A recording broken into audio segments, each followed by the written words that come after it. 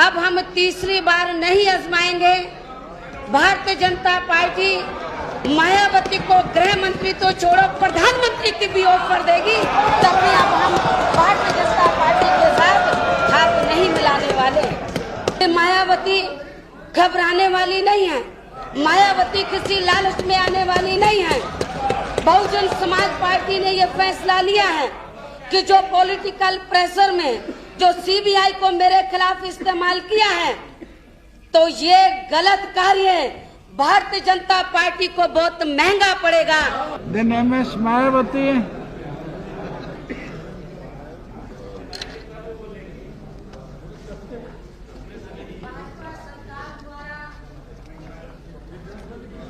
साम दाम दंड भेद का जो रास्ता अपनाकर विश्वास मत हासिल करने की जो कोशिश की गई है,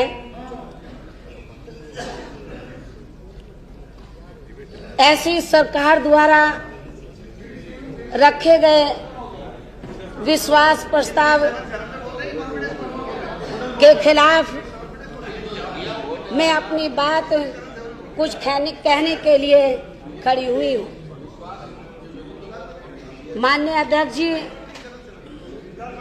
मैंने साम दाम दंड भेद के आधार पर जो विश्वास मत हासिल करने की भारतीय जनता पार्टी के द्वारा जो कोशिश की गई है, इसके बारे में मैं आपके माध्यम से अपनी बात माननीय सदन के बीच में रखना चाहती हूँ।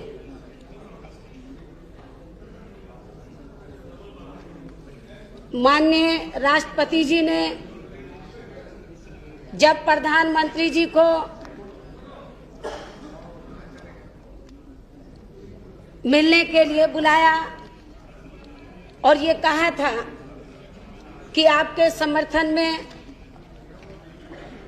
जिन पार्टियों की चिट्ठी आपको प्राप्त हुई है, आप हमें वो चिट्ठी दें ताकि हम आपको सरकार बनाने के लिए आपको दावत दे सकें। जिस दिन ये बात माननीय राष्ट्रपति जी ने प्रधानमंत्री जी के सामने रखी, उससे दूसरे दिन ही भारतीय जनता पार्टी के एक वरिष्ठ नेता ने, जो माननीय प्रधानमंत्री जी के बहुत नजदीक हैं, मुझे प्रातः लगभग 8:30 बजे टेलीफोन करके मुझसे ये बात की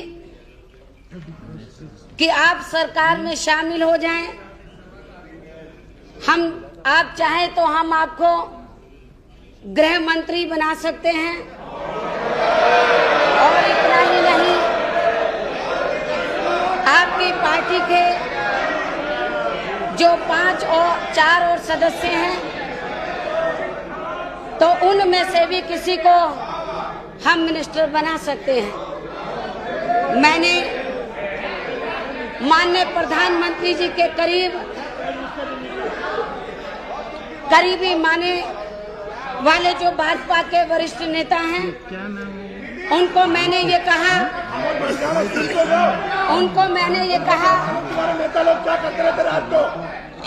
कि हमने भारतीय जनता पार्टी को 2 बार आजमाया है। हमने भारतीय जनता पार्टी को 2 बार आजमाया है, अब हम तीसरी बार नहीं आजमाएंगे। भारतीय जनता पार्टी मायावती को गृह मंत्री तो छोड़ो प्रधानमंत्री की भी ऑफर देगी, तब भी अब हम भारतीय जनता पार्टी के साथ हाथ नहीं मिलाने वाले। जब ये बात मैंने भारतीय जनता पार्टी के वरिष्ठ नेता को टेलीफोन में कही, तो उसके बाद भारतीय जनता पार्टी के वरिष्ठ नेता बड़े दुखी हुए। दूसरे दिन मुझे फिर टेलीफोन किया। तीसरे दिन भारतीय जनता पार्टी के दूसरे वरिष्ठ नेता ने मुझे टेलीफोन करके फिर ऑफर दी। और इतना ही नहीं, हमारी पार्टी के जो दूसरे सांसद हैं तो उनको भी मंत्री पद का लालच दिया और उनको रिश्वत देने की भी कोशिश की। जब बहुजन समाज पार्टी के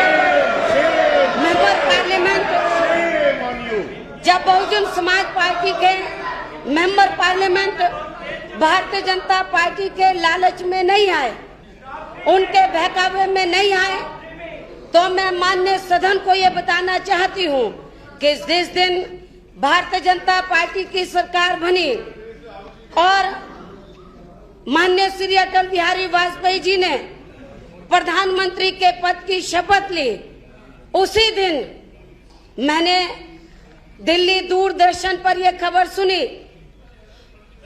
कि मायावती के खिलाफ फायर पंप घोटाले को लेकर सीबीआई ने मामला दर्ज किया है।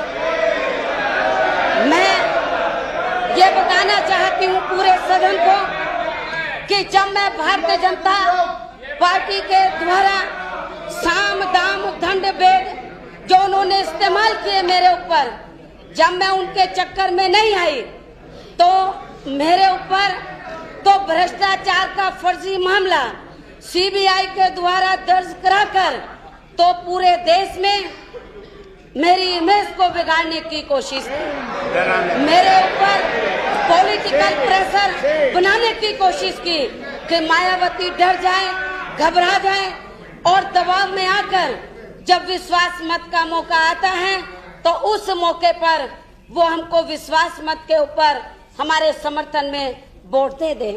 मैं आपको बताना चाहती हूँ कि मायावती घबराने वाली नहीं है, मायावती किसी लालच में आने वाली नहीं है। बहुजन समाज पार्टी ने ये फैसला लिया है कि जो पॉलिटिकल प्रेशर में जो सीबीआई को मेरे खिलाफ इस्तेमाल किया है तो ये गलत कार्य है, भारतीय जनता पार्टी को बहुत महंगा पड़ेगा। ये मैं भारतीय जनता पार्टी को बताना चाहती हूँ।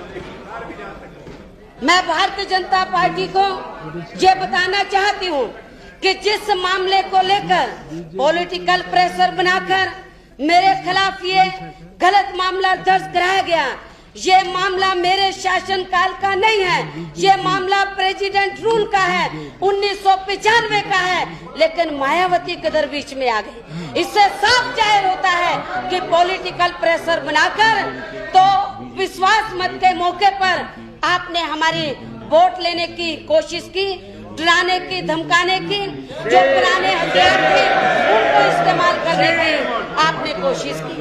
और इसके साथ साथ हम भारतीय जनता पार्टी की सरकार के द्वारा जो विश्वास मत का जो प्रस्ताव रखा गया है, दूसरा हम इस प्रस्ताव का क्यों विरोध करते हैं, बहुजन समाज पार्टी क्यों विरोध करती है, क्योंकि भारतीय जनता पार्टी ये विश्वास लायक पार्टी नहीं है। बिल्कुल भारतीय जनता पार्टी ये भरोसे लायक पार्टी नहीं है। इसके बारे में मैं बताना चाहती हूँ। 1996 में जब उत्तर प्रदेश में विधानसभा के लिए इलेक्शन हुआ और रिजल्ट निकला तो किसी भी पार्टी को एब्सोल्यूट मेजॉरिटी नहीं मिली, जिसके कारण किसी भी पार्टी की सरकार नहीं बन सकी और उत्तर प्रदेश में फिर से प्रेसिडेंट रूल लगा। जब उत्तर प्रदेश में फिर से प्रेसिडेंट रूल लगा तो भारतीय जनता पार्टी के लोग उनके नेता मान्यवर कांशीराम जी से मिले कि बेहतर होगा कि मिलजुल कर सरकार बना लिया जाए। आपके माध्यम से सत्ता पक्ष के लोगों को मैं ये बताना चाहती हूँ कि सच्चाई कड़वी लगती है, लेकिन आज मैं सच्चाई बताकर ही रहूंगी, चाहे आप कितना भी हल्ला गुल्ला करने की कोशिश करें। मैं बता रही थी कि जब ये तय हुआ कि मैं भारतीय जनता पार्टी के कैरेक्टर के बारे में बता रही थी कि भारतीय जनता पार्टी विश्वास करने लायक पार्टी नहीं है। इस संदर्भ में मैं एग्जाम्पल दे रही थी कि जब ये तय हुआ कि पहले 6 महीने बहुजन समाज पार्टी के नेतृत्व में सरकार चलेगी और अगले 6 महीने भारतीय जनता पार्टी के नेतृत्व में, लेकिन जब पहले 6 महीने बहुजन समाज पार्टी के नेतृत्व में सरकार बनाने की बात आई तो उसमें यह भी तय हुआ था कि जब बहुजन समाज पार्टी के नेतृत्व में सरकार बनेगी तो मुख्यमंत्री भारतीय जनता पार्टी बहुजन समाज पार्टी के कोटे से बनेगा, लेकिन विधानसभा का स्पीकर भारतीय जनता पार्टी के कोटे से बनेगा। हमने भारतीय जनता पार्टी के राष्ट्रीय नेताओं की बात मानकर 6 महीने के शासनकाल में भारतीय जनता पार्टी के स्पीकर को हमने कबूल किया, उनके साथ मिलजुल कर सरकार बनाई। लेकिन जब 6 महीने पूरे होने के लिए जा रहे थे तो हमने भारतीय जनता पार्टी के राष्ट्रीय नेताओं को ये कहा था कि अब 6 महीने पूरे होने के लिए जा रहे हैं, हम अपने वायदे के मुताबिक आपको सत्ता सौंपेंगे, लेकिन हमारी भी एक शर्त है, जब अगले 6 महीने आपके नेतृत्व में सरकार चलेगी, मुख्यमंत्री आपका होगा, लेकिन अगले 6 महीने के लिए विधानसभा का स्पीकर बहुजन समाज पार्टी के कोटे से बनना चाहिए। जब दिल्ली में प्रेस कॉन्फ्रेंस बुलाई पार्लियामेंट्री अनेक्सी हाल में, जिसमें माननीय श्री LK आडवाणी जी भी और श्री अटल बिहारी वाजपेयी जी और इनके और दूसरे साथी भी मौजूद थे। उस प्रेस कॉन्फ्रेंस में मान्यवर कांशीराम जी और मैं भी मौजूद थी। उस प्रेस कॉन्फ्रेंस में भारतीय जनता पार्टी के राष्ट्रीय अध्यक्ष श्री LK आडवाणी जी ने प्रेस मीडिया के माध्यम से पूरे देशवासियों को यह आश्वासन दिलाया था कि भारतीय जनता पार्टी भारतीय जनता पार्टी किसी भी पार्टी के विधायक को नहीं तोड़ेगी, भारतीय जनता पार्टी स्पीकर के पावर का दुरुपयोग नहीं करेगी। भारतीय जनता पार्टी के यदि कोटे से स्पीकर एज इट इज रहता है तो हम विश्वास दिलाते हैं प्रेस मीडिया के माध्यम से पूरे देशवासियों को कि विधानसभा का स्पीकर तो अपनी पावर का दुरुपयोग नहीं करेगा, किसी भी पार्टी के विधायक को नहीं तोड़ेगा। हमने भारतीय जनता पार्टी के राष्ट्रीय नेताओं की इन बातों पर भरोसा करके 6 महीने पूरे होने पर हमने अपने वायदे के मुताबिक इनको सत्ता सौंप दी। लेकिन दुख के साथ कहना पड़ता है, सत्ता सौंपने के बाद भारतीय जनता पार्टी की सरकार ने हमने जो 6 महीने अपने शासनकाल में दलित और पिछड़ों और अकलियतों के हित में, और इतना ही नहीं, उत्तर प्रदेश की सर्व समाज के हित को ध्यान में रखकर हमने विकास के मामले में जो महत्वपूर्ण फैसले लिए, उन फैसलों को भारतीय जनता पार्टी की सरकार ने एक एक करके बदलना शुरू कर दिया। और तब हम लोगों ने भारतीय जनता पार्टी से समर्थन वापसी लिया, और समर्थन वापसी के बाद भारतीय जनता पार्टी की सरकार में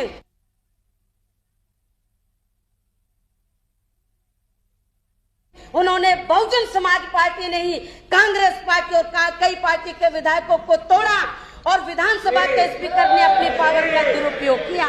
और इतना ही नहीं, भारतीय जनता पार्टी कहती है कि हम भ्रष्टाचार के खिलाफ हैं। भारतीय जनता पार्टी के राष्ट्रीय नेता कहते हैं हम भ्रष्टाचार के खिलाफ हैं। लेकिन जो बहुजन समाज पार्टी और दूसरी पार्टी के विधायकों को तोड़ा, पैसा कहाँ से आया? Please be seated. विधायकों को खरीदा गया वो पैसा कहाँ से आया?